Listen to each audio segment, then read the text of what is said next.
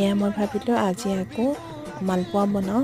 আগতে মায়ে খুব মালপোৱা বনায়, এতিয়াও বনায় মায়ে, কিন্তু মই মাৰ নিচিনাকৈ বনাব নাজানো। টেং পিঠা বনোৱাৰ লগত ভাত খোৱা চাউলৰ পিঠাগুড়ি অলপ আছিলে, মই সেইকেইটা পিঠাই লৈছোঁ। এইফালে ধুনীয়াকৈ মই গুড়খিনি কাটি ল'লোঁ আৰু কাটি পেলাই হাতেৰে লিৰিকি বিদাৰি বা মিহি কৰি পেলাই তাৰপাছত তাতে পানী অকণমান কমকৈ দি লৈছোঁ। আৰু পিঠা মই কমকৈ লৈছিলোঁ, সেইটো কাৰণে এনেকৈ মানে বেটাৰটো মই বনাই ল'লোঁ অকণমান পানী দি আকৌ তেনেকৈ। তাৰপাছত ইয়াতে ধুনীয়াকৈ অকণমান মই বেকিং ছ'ডা দিছোঁ আৰু অকণমান গাখীৰ দি দিছোঁ।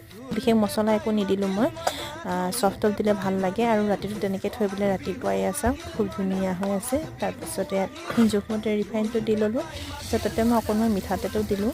আৰু এয়া মই মালপোৱাখিনি চব ধুনীয়াকৈ উঠিছে, কিন্তু মাৰ দৰে হোৱা নাই, তথাপিতো মই ধুনীয়াকৈ বনাইছোঁ আৰু খাবলৈ খুব সোৱাদ হৈছে। আপোনালোকে এনেকৈ বনায়নে? আৰু কেনেকৈ বনায় মোক কমেণ্টত জনাব দেই। আজিলৈ বাই বাই।